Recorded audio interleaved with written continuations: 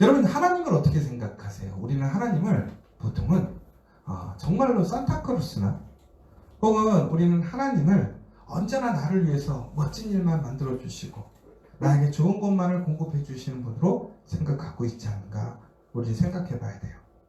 그런데 하나님은요, 사랑의 하나님이면서 동시에 공의와 정의로 심판하시는 하나님이에요.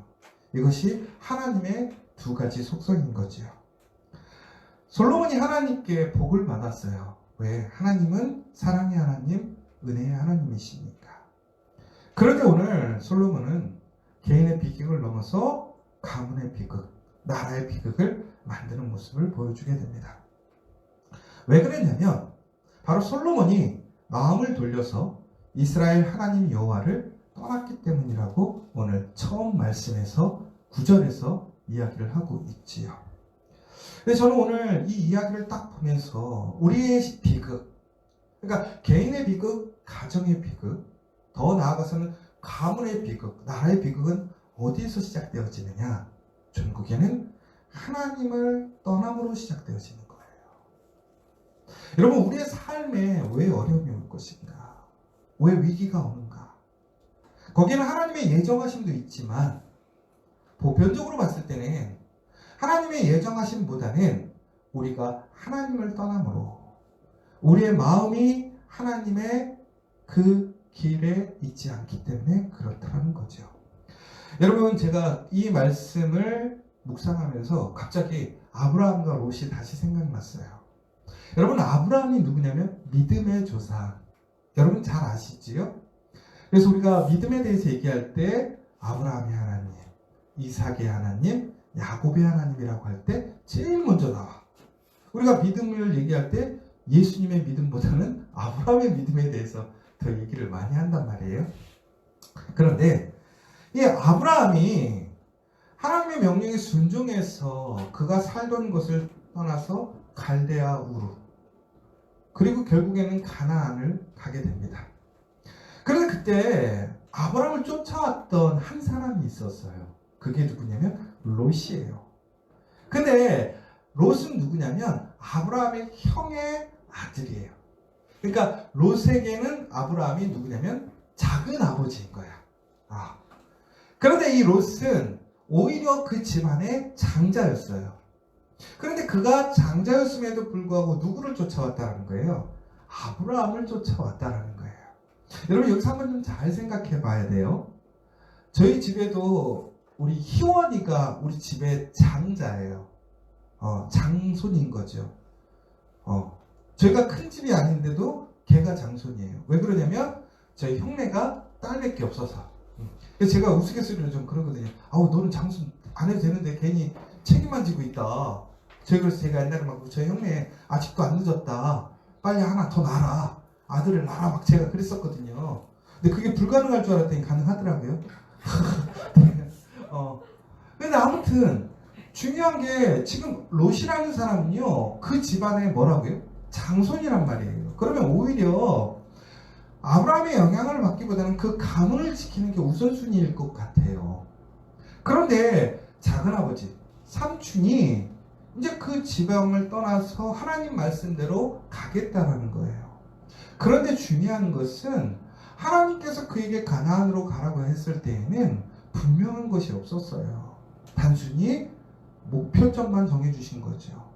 그런데 아브라함은 그것에 순종해서 가게 되는 것이 이제 우리 창세기의 이야기인데, 바로 그때 롯이 함께 따라와서 종국에는 어떻게 되냐면 아브라함과 함께 가나안에 와서 복을 받아요. 왜 그러냐면 하나님께서는 하나님 말씀에 순종하고 하나님의 계획에 참여한 사람들을 복 주시거든요. 능력을 주시거든요. 아브라함이 가나안에 도착하자 그의 재산이 풍성해졌어요. 더 나아가서는 롯도 풍성해졌어요. 아브라함과 롯이 나올 때는 그렇게 많은 재산을 다 챙겨갖고 나오지 못했을 거예요. 그런데 놀라운 것은 아브라함 가식들과 롯의 가식들이 있었는데 그 두 가문이 다 풍성하게 부자가 되었다는 거예요. 근데 종국에는 어떻게 됐죠? 이 풍성함이 너무 크다 보니까 함께 있을 수 없게 된 거예요. 저는 항상 이런 소망을 기대해요. 우리 커피와 교회가 이런 복이 되면 좋겠다. 우리 커피아 교회에 있는 모든 사람들이 너무 풍성해져서 함께 예배할 수 없어서 우리가 이제는 은혜 안에서 서로 분립하고 다시 독립하는 일들이 일어나면 좋겠다. 이게 하나님의 복이니까. 그런데 결과적인 거는 이것이 한 사람에게는 계속 복으로 주어지지만 한 사람은 이것이 결국에는 비극이 됩니다. 왜 그랬을까요? 결국에는 롯은요, 나중에 그가 가장 좋은 땅, 그가 보기에 가장 좋은 소돔과 고모라를 선택해서 가게 되었을 때에 그는 1차적으로 나중에 소돔과 고모라가 전쟁이 일어나가지고 결국에는 그의 재산과 가식들을 한 번씩 싹 뺏기는 사건이 일어나요. 그래서 중국에는 어떻게 되냐면 아브라함이 가서 그를 구해주고 오잖아요. 그런데 나중에는 소돔과 고모라가 너무 죄가 간영해서 하나님의 심판이 그곳에 임하게 됩니다. 그러자 롯은 결국에는 어떻게 되냐면 그가 다시 찾았던 그의 재산과 가식들 모두 다 잃어버리고 중국에는 그곳을 떠나게 되죠. 그러다가 부인은 소금 기둥이 되고 두 딸과 도망을 쳤지만 두 딸은 결국에는 본인들이 이제 새로운 인생, 새로운 삶을 살 수 없을 거라고 생각해서 아버지와 근친상간을 하는, 그러면서 이제 에돔족 속에 생기는 그런 놀라운 좀 아이러니한 안타까운 사건들이 일어나게 되는 거죠. 이제 그렇게 되면서 결국에는 롯의 인생은 어떻게 되냐면 흔한 얘기로 막장 드라마, 비극, 해피엔딩이 아니라 정말로 실패한 드라마로 끝나게 되는 거죠. 자, 그러면 왜 그랬을까요? 그런데 놀라운 것은 아브라함은 계속 복을 받아요. 더 풍성해져서 자식도 갖게 되고 하나님의 언약의 성취를 이루게 돼요. 왜 그랬을까요? 결국은 이거예요. 아브라함과 롯의 차이점은 뭐였냐면 아브라함은 하나님의 말씀을 직접 듣고 하나님의 말씀에 순종해서 그가 가나안에 왔어요. 그리고 아브라함은 항상 무엇을 기억하냐면 하나님의 말씀, 언약 안에서 살아가고 있어요. 중국에는 그는 어떤 상황이 되었든 간에 하나님을 떠나지 않습니다. 하나님 안에서 잘못된 선택을 하고 실수를 하긴 해요.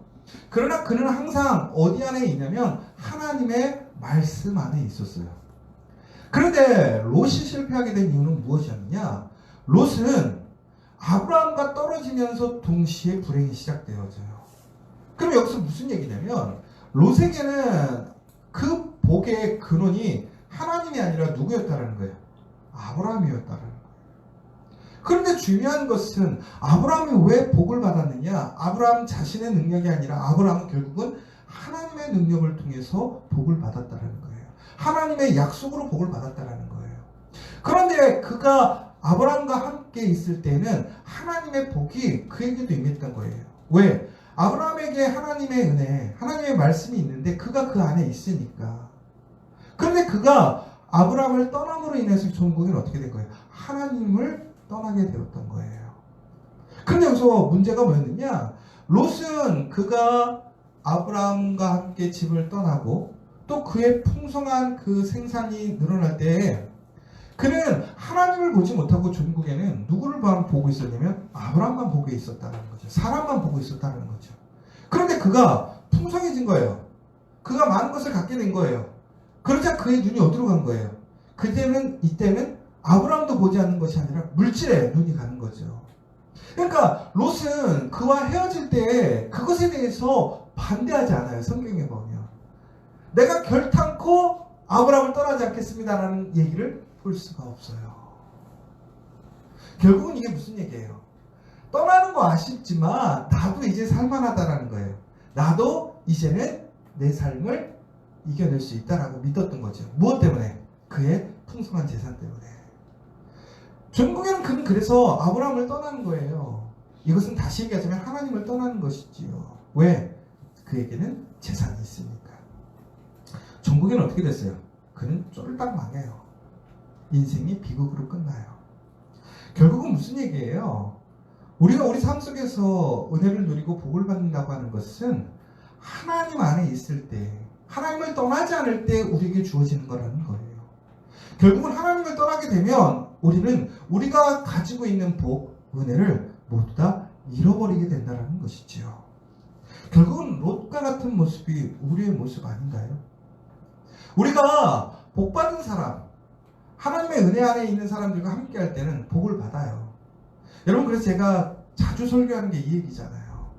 내가 믿음이 없고 내가 능력이 없어. 그런데도 하나님의 복을 받고 싶어. 그럼 어떻게 하면 될까요? 믿음의 사람 옆에 있으면 돼요. 그러면 복 받아요. 여러분, 정말 이게 지혜예요.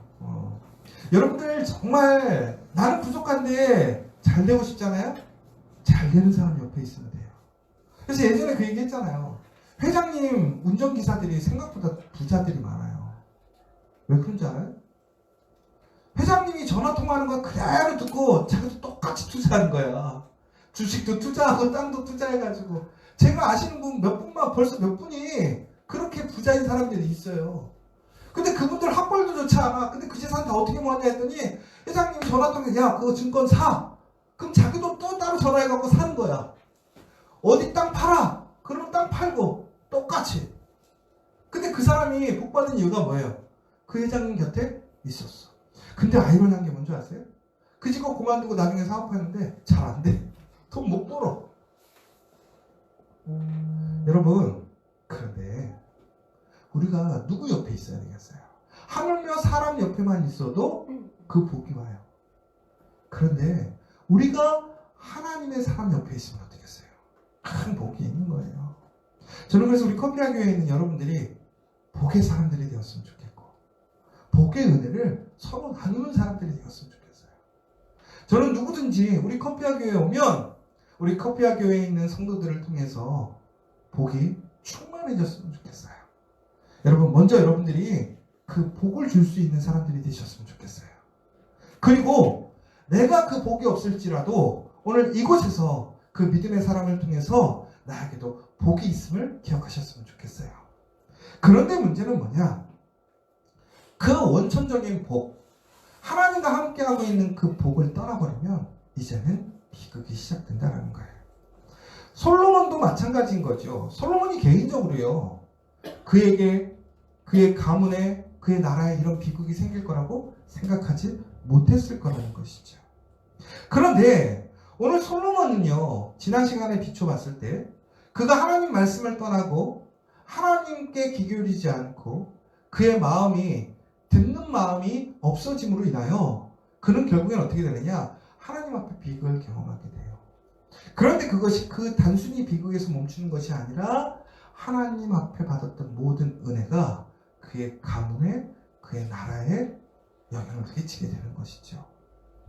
여러분, 우리가 하나님 앞에 복을 받을 때는 나 혼자만의 복으로 끝나지 않아요. 그 복이 가정으로 이어지는 거야.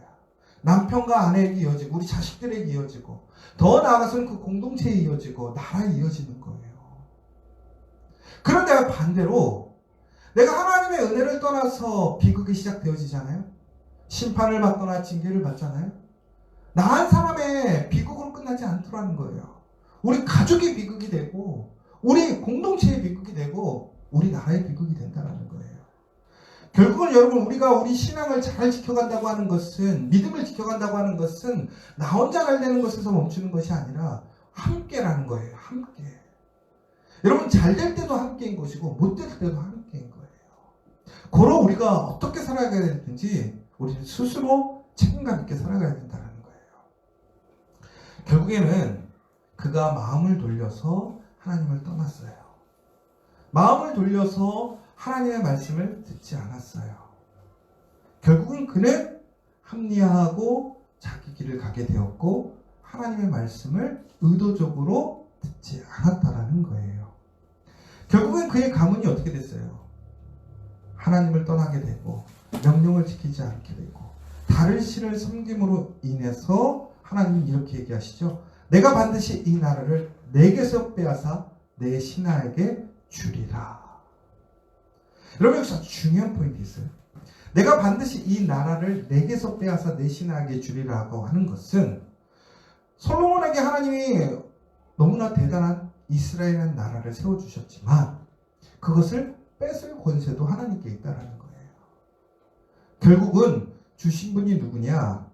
이 나라의 주인이 누구냐를 잊지 말아야 돼요. 다시 얘기하자면 여러분, 여러분의 가정, 여러분의 사업 누가 주셨는가라는 거예요. 운이 좋을 수도 있어요. 혹은 여러분들이 정말 철저히 준비해서 여러분들이 그것을 얻을 수도 있어요. 그러나 중요한 것은 하나님이 허락하시지 않으면 결코 여러분 소유할 수 없는 거예요. 우리 자녀들마저도 하나님이 주시지 않으면 우리의 자녀가 될 수 없는 거예요. 그런데 우리는 그것을 내가 이뤘다고 착각하는 거예요. 그 소유권이 나에게 있다고 생각하는 거예요. 아니에요. 하나님은 우리에게 뭐 하신 거예요? 맡기신 거예요. 무엇으로? 우리를 청지기로 삼으셨다는 거죠. 그러므로 하나님께서는 우리에게 주셨지만 언제든지 하나님께서 가져가실 수 있으면 여러분 기억하셔야 돼요. 그럼 내가 받은 것을 지키고 받은 것을 통해 더 큰 복을 누리려면 어떻게 해야 돼요?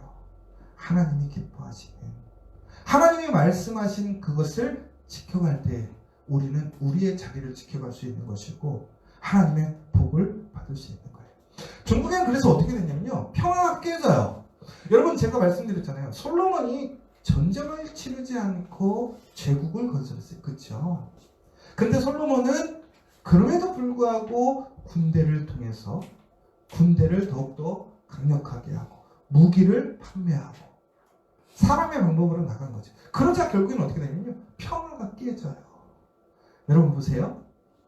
평화로우니까 더 힘을 만들려고 무기에 힘을 쏟았어요. 관계에 더 힘을 쏟았어요. 그러면 어떻게 돼요? 더 평화로워야 되잖아요. 더 안정적이 돼야 되잖아요. 근데 결과적으로 어떻게 되냐면 그것으로 인해 평화가 깨졌어요. 왜 그러느냐? 말씀을 보면요, 결국에는 이스라엘이 괴롭힘을 받거나 누군가에게 공격을 받은 일들이 없었는데 바로 이때부터 상황이 역전됩니다. 에돔 사람 하닷과 더 나아가서는 르손이라는 사람이 남쪽과 북쪽에서 이스라엘을 공격하기 시작합니다. 그런데 너무나 아주 재미있는 얘기가 있어요. 뭐냐면 그 말씀을 오늘 잘 읽어보세요. 여러분, 이후에 열왕기상 11장 이후를 읽어보시면 재미있는 게 뭐냐면 이 에돔 사람 하닷과 르손에게는요 공통점이 있는데요, 바로 하나님께서 솔로몬의 대적자들을 일으키시고 대적자가 되게 하셨다는 거예요. 이게 무슨 얘기냐면 이 에돔이라는 사람, 그러니까 에돔의 혈통, 솔로몬의 가족의 그런 어떤 역사를 보면 여러분 에돔이 누구의 자식이냐면 에서의 혈통이거든요. 에서의 혈통. 그런데 솔로몬은요 야곱의 혈통이잖아요. 그렇죠? 그러면 결국에는 우리 한 가족이었다가 에서와 그 다음에 야곱 때에 이 두 가문이 갈라지면서 결국에는 어떻게 되면 계속 적대적인 관계를 유지하게 된단 말이에요. 그런데 이런 관계가 언제까지 오냐면 다윗 때까지 이어지게 됩니다. 다윗 때에 군대 장관 요압이라는 사람이 이 에돔 족속들을 한번 싹 전멸시킨 적이 있어요. 씨를 말려버리겠다고. 근데 그때에 바로 그 에돔의 그 왕족 중에 왕자였던 사람이 누구였느냐? 바로 하닷이라는 사람이었어요. 근데 이 사람이 정말로 기적적으로 살아서 어디로 피신을 하게 되냐면 애굽으로 도망가게 됩니다. 그런데 결국에는 그 애굽에 가서 바로의 처제와 결혼을 하게 돼요. 그러면서 아이를 낳는데 그 아이가 누가 되냐면 그 애굽의 왕자로 자라게 돼요. 그런데 하닷이 나중에는 이제 거기서 잘 살게 되었잖아요. 자리를 잡았잖아요. 인정받았잖아요. 그런데 바로 솔로몬이 이렇게 우상을 섬기고 나라가 빈틈이 생기자 바로 그때 어떻게 하냐면 자기가 돌아가겠다고 해요. 그래서 바로가 말리는데도 불구하고 자기는 가겠다고 해서 결국에는 어떻게 되느냐? 바로 이스라엘을 대적하는 큰 적이 돼요. 솔로몬이 이후에 인생 후반기에 이 하닷 때문에 많은 고생을 하게 돼요. 근데 여러분 좀 이 스토리가 재밌지 않으세요? 이 하닷 얘기 어디서 들어본 것 같지 않으세요? 모세 이야기랑 좀 비슷하지 않으세요? 그쵸? 근데 여러분 또 재밌는 게 하나 있어요. 뭐냐면 우리가 이제 그 아까 제가 말씀드렸던 또 한 사람이 있다고 그랬잖아요. 르손이라고 그랬잖아요. 르손. 르손은 지금으로 치자면 시리아예요. 시리아. 이 시리아 쪽 사람인데 이쪽도 마찬가지예요. 계속 적대적인 관계를 갖고 있다가 우연찮게 자기도 이 사람도 살아나는 은혜를 경험하게 됐어요. 그런데 이 사람은 결국에는 다윗이 예전에 그 사울과 싸울 때 보면 다윗이 어떻게 싸우냐면 게릴라 전투를 했단 말이에요. 그렇죠? 사울의 군대가 쳐들어올 때마다 항상 게릴라전으로 숨었다가 도망가고 공격하고 이런 모습들을 보여주잖아요.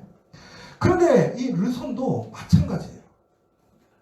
그 북쪽에서 이 이스라엘을 항상 괴롭혔는데 어떤 식으로요? 게릴라식으로 괴롭히고 도망가고 괴롭히고 도망가고. 그러니까 이 솔로몬은요, 평화가 깨졌는데 남쪽에서는 하닷이, 그 다음에 북쪽에서는 방금 얘기했던 그 친구가 계속 이스라엘을 힘들게 하는 내용이에요. 그런데 오늘 이 말씀에서 아주 재밌는 게 있어요. 뭐냐면 솔로몬이 은혜를 누렸어요. 다윗이 은혜를 누렸어요. 이스라엘이 은혜를 누렸어요. 무엇 때문에? 하나님의 은혜로. 그래서 이스라엘 사람들이 애굽에서 탈출해가지고 종국에는 지금의 나라가 되었잖아요. 그런데 그때는 악한 역할, 나쁜 역할을 했던 사람들이 애굽이었다면 그곳에서 구원의 은혜를 받았던 사람들이 누구였어요? 이스라엘이었다는 거예요. 모세였다는 거예요. 그런데 오늘은 상황이 반대예요. 어떤 사람이? 오히려 이스라엘이 애굽의 역할을 하고 있고 이스라엘에서 도망간 하닷은 모세와 같은 역할을 하고 있어요. 똑같은 얘기예요. 르압도 마찬가지인 거예요. 다윗이 사울을 피해서 그렇게 게릴라전으로 그의 삶을 유지해가고 그 삶을 지켜갔던 모습이 반대 상황이 된 거예요. 오히려 솔로몬이 사울 같은 사람이 되고 르압이 다윗과 같은 사람이 되었어요. 너무나 신기한 게요. 성경의 이야기를 들어보면 오히려 은혜를 누리고 은혜 안에 있던 사람들의 모습들이 반대의 상황이 되고 또 반대였던 그 악한 사람들이 은혜의 자리로 가기도 해요. 그럼 여러분 이것이 무슨 얘기냐면 결국은 그 모든 역사를 주관하시는 분이 누구라는 거예요? 하나님이라는 거예요. 그 대적자들을 세우시니까 그들이 어떤 위치로 가는 거예요? 하나님의 은혜, 영광이 있던 그 자리의 주인공이 되더라는 거예요. 근데 오히려 하나님께 선택을 받아서 은혜를 누렸던 그 사람들은 그 은혜의 주인공이 아니라 어떤 사람들로? 대적자들로 그들의 삶을 살아가게 되더라는 거예요. 결국에는 그것을 누가 선택하게 되는 거냐? 우리가 선택하게 되는 거예요. 한 사람의 비극이 이렇게 나라의 운명을 바꿔놨어요. 나라를 비극으로 이끌게 되었다는 거예요. 여러분들의 선택은 무엇입니까?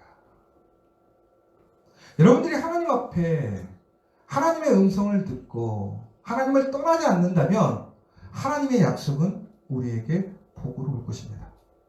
그러나 우리가 하나님의 말씀에 머물지 않고 하나님의 음성에 귀 기울이지 않고 하나님을 떠나면 우리는 존국에는 우리가 누렸던 우리의 영광의 자리가 아니라 그 대적 자리에 쓸 수 있음을 기억하라는 거예요. 여러분은 그 영광의 자리에서 나아가시겠습니까? 아니면 대적자가 되시겠습니까? 하나님은 언제든지 그 자리를 바꾸실 수 있는 분이에요. 우리가 어느 자리로 갈지를 선택해야 된다는 거예요. 전국에는 그것이 개인의 신앙에서 멈추는 것이 아니라 공동체까지 확장되어진다는 걸 봐야 된다는 것이죠. 그런데 여러분 기억하십시오. 그럼에도 하나님은 우리를 사랑하셔요. 긍휼히 여기셔요. 솔로몬이 그렇게 하나님 앞에 잘못된 길을 가게 되고 그가 스스로 비극의 삶을 살게 되고 더 나아가서는 그의 가문, 그의 나라가 비극으로 가게 되었지만 하나님은 그럼에도 불구하고 그에게 완전한 은혜를 가져가시지 않으셨어요. 왜? 하나님의 약속이 있었기 때문에. 다윗에게 한 약속을 지키시기 위해. 이스라엘 사람들에게 하신 그 약속을 지키기 위해 그 솔로몬의 가문을 멸절시키지 않으셨어요. 종국에는 어떻게 됐어요?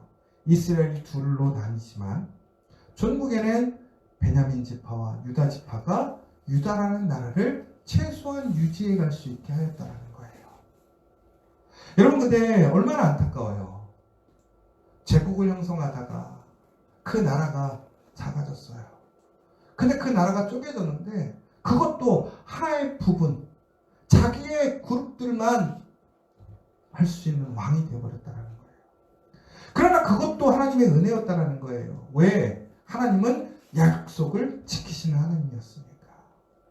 분명히 솔로몬은 심판의 대상이었어요. 징계의 대상이었어요. 그러면 하나님은 그에게 약속하신 것을 지키시면서 동시에 그의 왕조를 일부를 보존하신 거예요. 종국에는 그런데 아이러니한데 그 북이스라엘보다 유다가 더 생명력이 길게 가잖아요. 그런데 그것이 단순히 그 약속 때문이었느냐? 그렇진 않아요.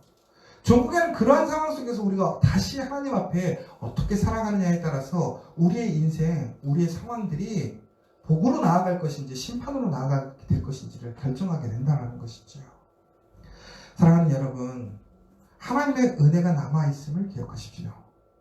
오늘 우리의 삶이 비극적이고 우리가 하나님의 심판 앞에 있을지라도 우리가 기억해야 될 것은, 제가 초반에도 말씀드렸지만 예수님이 이 땅에 오신 것은 예수님을 대적하고 비판하고 인정하지 않는 그 사람들에게 마저도 그들을 징계하고 심판하기 위해 오신 것이 아니라 그들을 오늘 구별하기 위해 오신 것이 아니라 그들을 무엇하기 위해 오셨다고요? 구원하기 위해 오셨다는 거예요. 그것이 바로 예수 그리스도의 은혜와 사랑이라는 거예요. 여러분, 아직 하나님의 은혜가 남아있어요. 예수님이 이 땅에 오셔서 우리에게 그 비극에서 다시 해피엔딩으로 이끌어 가시기를 원하시고 계시더라는 거예요. 사랑하는 여러분, 지금 우리의 삶 속에서 어려움이 있고 정말 비극적인 일들이 있고 내 생각대로 나아가지 못함으로 인해 감사하지 못할지라도 우리가 다시 하나님의 말씀으로 나아간다면, 하나님의 음성을 듣는다면, 우리가 지켜야 할 것을 온전히 지키고 하나님의 계명을 온전히 지켜나가게 되면 우리는 하나님의 은혜, 그 복을 누릴 수 있는 사람이라는 것이죠. 솔로몬의 실수를 통해 여러분 어떻게 살아가야 될까요? 어떻게 유혹을 이길 것인가? 선택하시기 바랍니다. 전국에는 우리가 하나님의 복 안에 머무는 그 은혜를 다시 회복하는 저와 여러분 되셨으면 좋겠고, 특별히 여러분 다시 한번 기도 많이 해주셨으면 좋겠어요. 우리 대한민국 교회가, 특별히 우리 모든 사회 안에 있는 우리 믿음의 사람들이 솔로몬의 그 모습을 이제 거울 삼아서 다시 하나님 앞에 온전히 세워지고 다시 회복의 역사, 질서를 회복하는 그러한 일들이 일어날 수 있도록 함께 기도해 주시면 감사하겠습니다. 우리 함께 기도하도록 하겠습니다.